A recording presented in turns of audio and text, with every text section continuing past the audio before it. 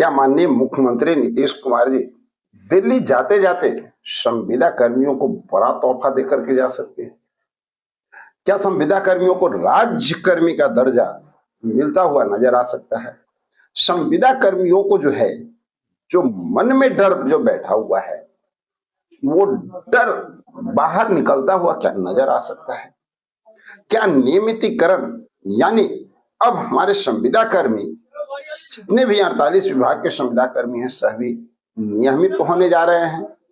क्योंकि हर संविदा कर्मी के मन में एक डर बैठा हुआ रहता है कि भैया आज हम काम कर रहे हैं, कल हो न सके कोई हमें निकाल दे, या साल भर 3 साल के बाद रिन्यूअल हमारा होगा या नहीं। ये डर हर संविदा कर्मी को, तो क्या ये डर अब समाप्त होने वाला है? साथियों देखिए, बहुत सारी बातें यहाँ पे जुड़ी हुई है और कुछ बातें जो आज निकल करके आ रही है ना, उस संविदा कर्मियों के लिए काफी खास होने जा रही है। कैसे? सिंपल सी बात है कि माननीय मुख्यमंत्री नीतीश कुमार अब दिल्ली जा रहे हैं, यानी राज्यसभा। और राज्यसभा जो जान रहे हैं उसके बारे में जैसा न्यूज निकल के आ रहा है कि आज वो दिल्ली के लिए रवाना होंगे और दिल्ली जाएंगे, राज्यसभा का शपथ ग्रहण करेंगे।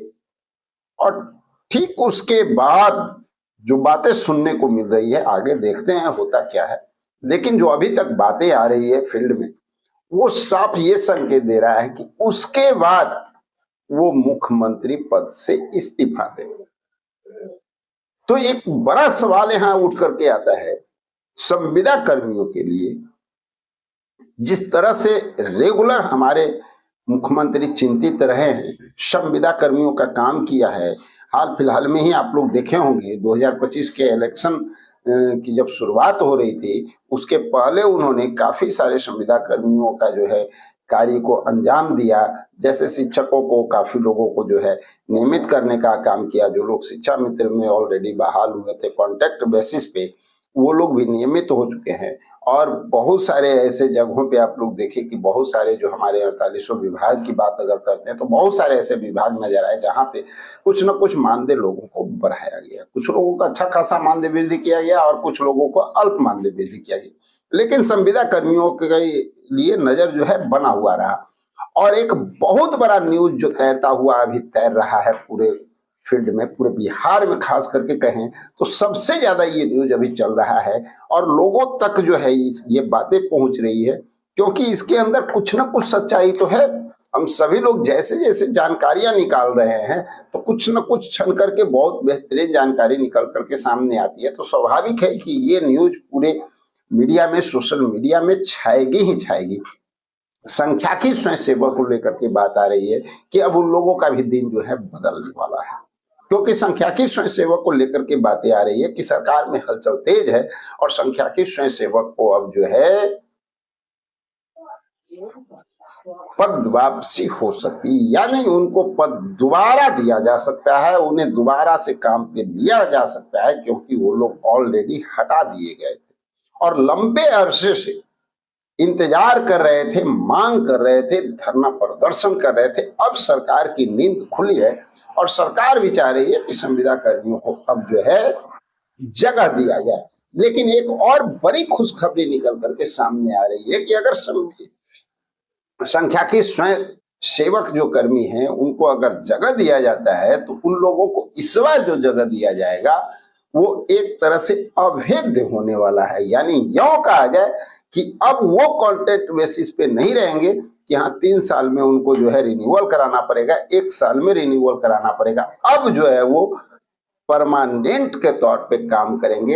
एक समय सीमा निर्धारित होगी कि आपको 60 वर्ष तक, 65 वर्ष तक आपको जो है इस विभाग में, इस पोस्ट पे आपको कार्य के लिए रखा जाता है। और मानदेय की जहां तक बात है तो वो भी अब जो है पहले वाला मानदेय नहीं होगा। जैसे साथियों याद कर लीजिए, एक समय था कि होम गार्ड का मानदेय क्या हुआ करता था और आज के डेट में होम गार्ड का मानदेय क्या है। सेम उसी प्रकार से आप लोगों के मानदेय भी जो है एक सम्मानजनक मानदेय दिया जाएगा, जिससे कि आर्थिक तंगी से आपको निकाला जा सके। और इसके साथ साथ 4800 विभाग के जो हमारे संविदा कर्मी हैं, चाहे आउटसोर्स कर्मचारी हो, चाहे दैनिक वेतनभोगी कर्मचारी हो, कोई भी, सभी लोगों के लिए जो है सरकार सोच रही है और सब लोगों को इस एक चीज से निजात दिलाना चाहती है।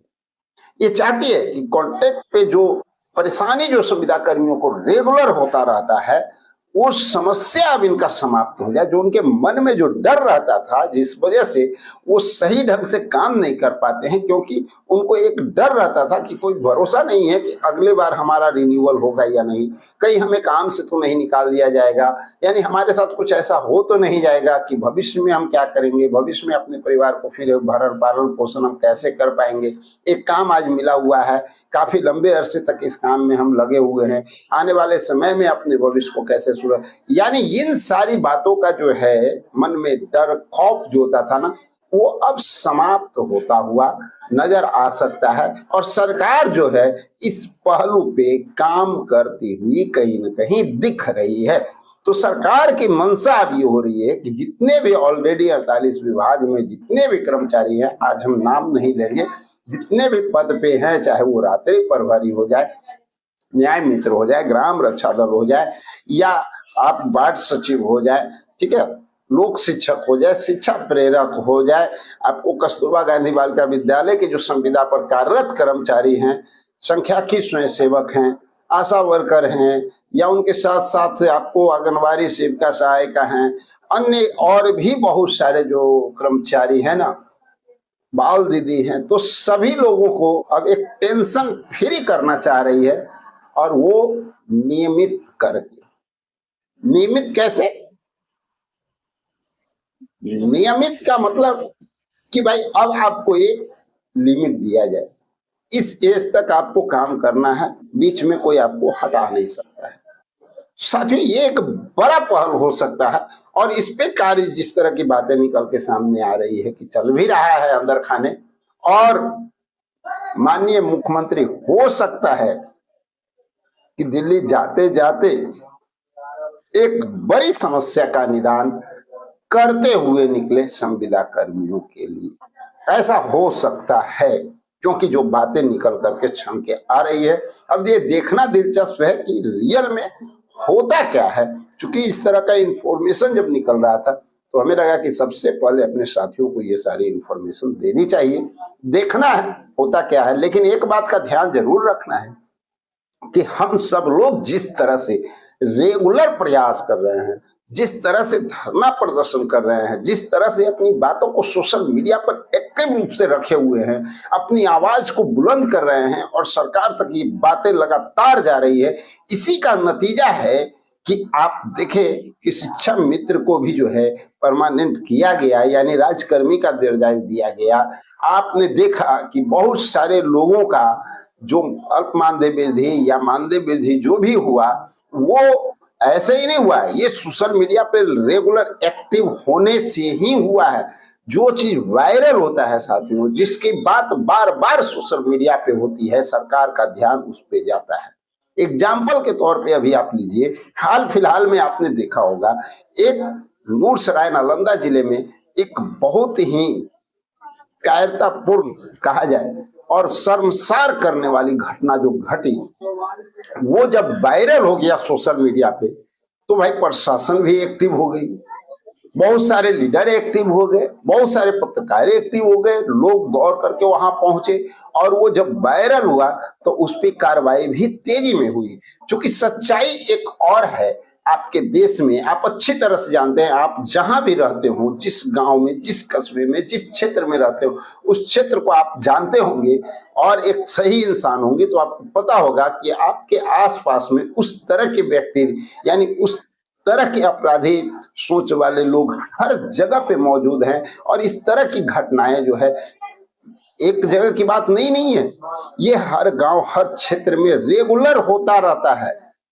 हम लोग आंखों से देखते हैं, बहुत सारी ऐसी घटनाएं अपने क्षेत्रों में देखते हैं जो कि होता है 2 दिन 4 दिन 10 दिन पे रेगुलर होता है, लेकिन वो बातें दब जाया करती है। और दबती क्यों है?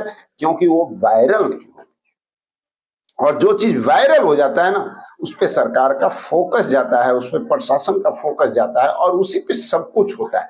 इसीलिए कहा जाता है कि अपनी बात और अपनी जो जिस पोस्ट पे आप हैं, जिस पोस्ट के लिए आप डिमांड कर रहे हैं, उसको रेगुलर सोशल मीडिया पर एक्टिव रूप से काम करना चाहिए और लगातार अपने बारे में आवाज उठाते रहना चाहिए। और ये हमारा छोटा सा प्रयास होता है आप लोगों के लिए। और हम बार बार कहते हैं कि अगर आप लोगों का नाम छूटता है तो आप लोग भी कमेंट बॉक्स में लिखिए, क्योंकि देखिए जब तक सोशल मीडिया पे आप एक्टिव नहीं होंगे, सरकार तक रेगुलर बातों को नहीं पहुंचाएंगे, तब तक आप जो है सरकारी लाभ से वंचित रहेंगे।